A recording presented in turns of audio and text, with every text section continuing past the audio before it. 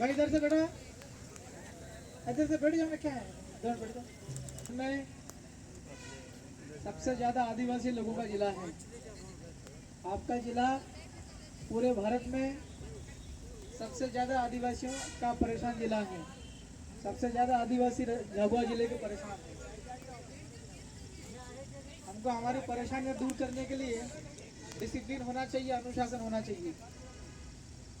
हम लोग अगर 5 मिनट बैठ भी नहीं सकते हैं तो समझ जाना आने वाला समय किसके लिए कैसा है। मैं ऐसे ही विधायक नहीं बना दिया मेरे क्षेत्र के लोगों ने।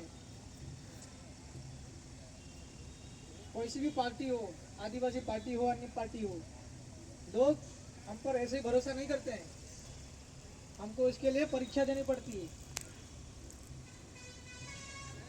इसलिए आप सभी, मुझे जानकारी मिली है, बहुत डिसिप्लिन में होते जा रहे हैं, धीरे धीरे अनुशासित होते जा रहे हैं।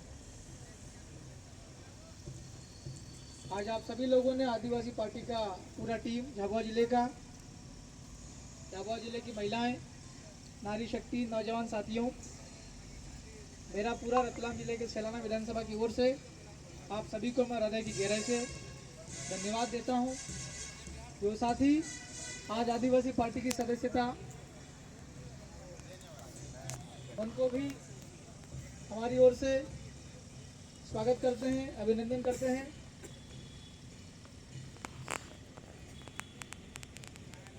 खास करके हमारा इलाका और हमारा समाज, बिल प्रदेश, मध्य प्रदेश का वो वाला हिस्सा जहाँ पर आप हम सब बैठे हुए हैं, और हम लोग खास करके ज़्यादातर आदिवासी लोग हैं। सबसे ज़्यादा अगर पूरे मध्य प्रदेश में कोई एक समाज अगर परेशान है, सताया जा रहा है, जिसका शोषण हो रहा है, जिसकी जमीनें छीनी जा रही, जिससे जल जंगल जमीन, बड़वानी, यह आदिवासी आबादी वाला जिले हैं जहाँ सबसे ज्यादा आदिवासियों के साथ शोषण और अन्य अत्याचार होता है। आदिवासी लोगों के लिए बजट बनता है, वो बजट हमारे लोगों के पास पहुंच नहीं पाता है। क्यों? क्योंकि हमारे लोग वहां नहीं है। कहाँ? जहां बजट का एलोकेशन होता है, जहां बजट का बंटवारा होता है। विधानसभा के अंदर मैं भारत आदिवासी पार्टी से अकेला विधायक हूँ। जब मैं आदिवासियों की बात उठाता हूँ, कोई आवाज उठाता हूँ, वहाँ कोई भी आदिवासी दूसरा विधायक बोलने को तैयार नहीं है। मैं उनसे बोलता भी हूँ, भाई मैं कभी कभी आदिवासियों के मामले उठाता हूँ, तुम्हारा कोई सा भी दल हो, कोई सा भी पार्टी हो, कम से कम तब तो तुम समर्थन जता सकते हो ना। ये लोग बोलते हैं कि हमारी पार्टी के अंदर अनुमति नहीं है बोलने की। हम प्रदेश के तमाम इलाकों के अंदर जा जाकर ये बोल रहे हैं कि ये आदिवासी पार्टी है, यहाँ पर आपके हक, आपकी सुरक्षा, आपके स्वाभिमान, आपके सम्मान की लड़ाई इस बैनर पे लड़ी जाती है। जैसी बात, जैसी आवाज आप खुल करके आदिवासी लोगों के लिए लड़ सकते हैं, जब आपके आदिवासियों की सुरक्षा के लिए आप लोग लड़ सकते हैं, ये अन्य दलों में आप लोग नहीं कर सकते हैं। मैं जब पिछले 2 साल से मध्य प्रदेश की विधानसभा भोपाल के अंदर हमारे आदिवासी लोगों के लिए नया राज्य बनाने की मांग उठा रहा हूँ, मैं 3 बार आदिवासियों की आवाज उठाई है। एक बार लिख करके प्रश्न लगाया और 2 बार विधानसभा सत्र के अंदर बोला हूँ। लेकिन आपके जिले के भी कितने 3 विधायक है झाबुआ जिले के, पड़ोस में हमारा अलीराजपुर है, वो भी झाबुआ का हिस्सा दूर का नहीं है, रिसेंटली भी कट हुआ है यहाँ से, लेकिन है वो भी आदिवासी वाला ही, हमारे ही लोग हैं वहाँ पर भी। वहाँ भी 2 विधायक है, 5 विधायक है झाबुआ अलीराजपुर के, एक भी विधायक बिल प्रदेश के नाम पर बोलता नहीं। ये क्यों नहीं बोल रहे हैं? क्योंकि इनको मालूम है अगर नया बिल प्रदेश राज्य बन जाएगा तो आदिवासी पार्टी वाला मुख्यमंत्री जब बन जाएगा। हम इनको भी कहते हैं कि भाई आप कोई सी भी पार्टी हो, आप बीजेपी वाले हो, कांग्रेस वाले हो, किसी भी दल के हो, लेकिन अगर आप आदिवासी पार्टी में शामिल होंगे तो यहाँ पर आपकी राजनीति के ज्यादा स्कोप है। अगर आपको समाज सेवा करना है, आपको यहाँ पर ज्यादा स्कोप मिलेगा, आपको यहाँ ज्यादा अवसर मिलेंगे। मैं अगर किसी दूसरे दल का होता, मुझे भोपाल में विधानसभा के अंदर बोलने का अवसर नहीं मिलता दोस्तों। मुझे इसलिए ज्यादा अवसर मिलता है बोल लेने का, अपनी बात रख देने का, क्योंकि मैं मेरे दल का हूं, मैं मेरी पार्टी का हूं, मैं आदिवासी पार्टी का हूं। दल के रूप में मुझे अपनी बात रखने के लिए मुझे बाकियों की तुलना में ज्यादा समय मिलता है। तो दोस्तों, हमारी आवाज को अगर निष्पक्ष रूप से उठाना है, हमारी आवाज को अगर स्वतंत्र तरीके से उठाना है, हमारे आदिवासियों की समस्याओं का समाधान अगर परमानेंट तरीके से करना है, तो हमारा ये जो मंच है भारत आदिवासी पार्टी, मैं अभी 10 दिन की यात्रा पे हम लोग गोंडवाना इलाके में गए थे। उमरिया, शहडोल, सिवनी, डिंडोरी, अनूपपुर, जबलपुर वाला इलाका। वहाँ पर नौजवान तो है ही हैं, नौजवान के साथ साथ बुजुर्ग लोग भी सारे भारत आदिवासी पार्टी के साथ में जुड़ रहे हैं। उन्हें पता चल गया है कि आने वाले 2028 के अंदर हमारे आदिवासी आदमी मुख्यमंत्री बनने की संभावना है। मैं उनको भी बोल करके आया हूँ, अगर तुम्हारे गोंडवाना इलाके में 15 से ज्यादा विधायक बन जाए तो मुख्यमंत्री तुम्हारा हो जाएगा, और हमारे अगर ज्यादा विधायक जीत गए तो हमारा आदमी मुख्यमंत्री हो जाएगा इलाके का, लेकिन सरकार आदिवासियों के पास में आ जाएगी। कई सारी समस्याएं बहुत, अभी एक साथी लोग बोल रहे थे हाँ बैठे बैठे, हम भी उधर से ही आ रहे हैं। मैं रतलाम से एक्सप्रेस वे से आया हूँ। मेघनगर के अंदर बहुत भयंकर बदबू आती है, वहाँ बहुत सारी फैक्ट्रीज बनी हुई हैं। उस फैक्ट्रीज के अंदर निकलने वाला जहरीला पानी, केमिकल वाला गंदा पानी निकलता है, वो आपके खेतों में जाता है। आसपास आप देखोगे उधर घूम करके, मेघनगर जो सिटी है, सिटी से थोड़ा सा आउटस्कट्स में जा करके, वहाँ फसलें सूख रही है, फसलें गल रही है, फसलें खेतों में सड़ रही है।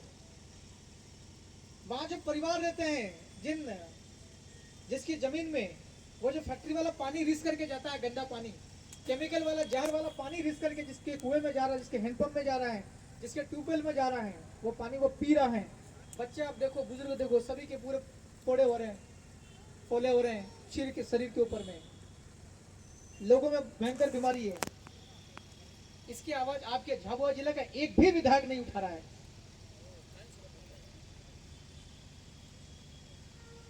अब तक तो मेघनगर के आसपास का ही नंबर चल रहा है, लेकिन और ज्यादा समय लगेगा, और ज्यादा समय लगेगा। मान लो 2-5 साल बाद में आपके झाबुआ का आसपास का इलाका भी, मतलब पूरा जिला बुरी तरीके से प्रभावित होने का संभावना है।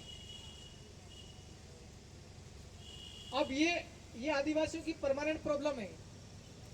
अगर एक बार शरीर में बीमारी लगी केमिकल वाली, तो उसका पूरा जिंदगी खराब होगा। आपने सुना होगा 1984 भोपाल के अंदर वो जो गैस वाला कांड हुआ था, पता है ना? उसका प्रभाव आज भी भोपाल सिटी के लोगों में।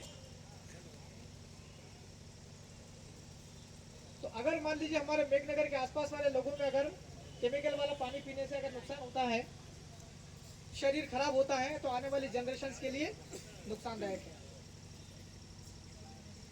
मूल लड़ाई भारत आदिवासी पार्टी की 2-3 पॉइंट्स आपको और हम सबको याद रखना चाहिए। भारत आदिवासी पार्टी इस देश के आदिवासियों की,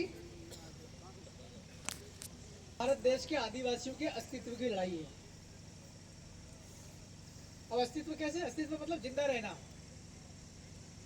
जहां पर भी आप और हम सब लोग देखेंगे, पूरे भारत के अनेक अलग अलग इलाकों में, आदिवासी इलाके में ऐसी जमीन है कुदरती तरीके से, जहां एक बड़ा डैम बन सकता है, बड़ा तालाब बन सकता है।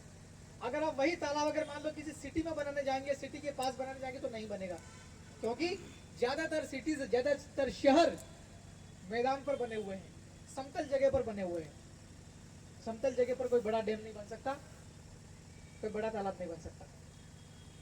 तो जो बड़े बड़े डैम बनाने की जो योजना है वो आदिवासी इलाकों में है, और आदिवासी लोग जहाँ डैम बनाने की प्रस्तावनाएं हैं, जहाँ प्रस्तावित है डैम बनने, बड़े बड़े तालाब बनाने की, वहाँ आदिवासी लोग हजारों सालों से अपने जिंदगी आजीविका जी रहे हैं, अपना जीवन जी रहे हैं। जहाँ जहाँ बड़े बड़े डैम, वो आदिवासी लोगों को लगातार विस्थापित करने का काम चल रहा है। आपका जो एक्सप्रेस वे बना दिल्ली से मुंबई वाला, कितने ही लोगों की जमीनें चली गई, हजारों परिवार वहां से बेदखल हुए हैं। आज हम भी जब इधर आते हैं तो हम देखते हैं कि अड़ोस पड़ोस में कौन सा गांव लग रहा है, उस गांव के अंदर जाने का रास्ता नहीं है। एक्सप्रेस वे निकल गई, 8 लेन एक्सप्रेस वे, उसके दोनों ओर जो गांव हैं, उन गांव के बच्चे पहले स्कूल में जाते थे, आज स्कूल नहीं जा रहे हैं। उन गांव के लोग पहले इलाज कराने के लिए अस्पताल जाते थे, लेकिन आज एक्सप्रेस वे बन गया, बड़ा हाईवे बन गया, आज लोग अपना इलाज कराने के लिए नहीं जा सकते हैं जल्दी से, उनके पास रास्ता नहीं है। ये सिर्फ मैं एक बात कर रहा हूँ आपको। इसी प्रकार की आदिवासी लोगों को अपने जमीन से बेदखल करने की, अपने जल जंगल जमीन से विस्थापित करने की कई योजनाएं चली आ रही है। हमारे यहाँ रतला में भी चल रही है, उसका भी लगातार विरोध चल रहा है।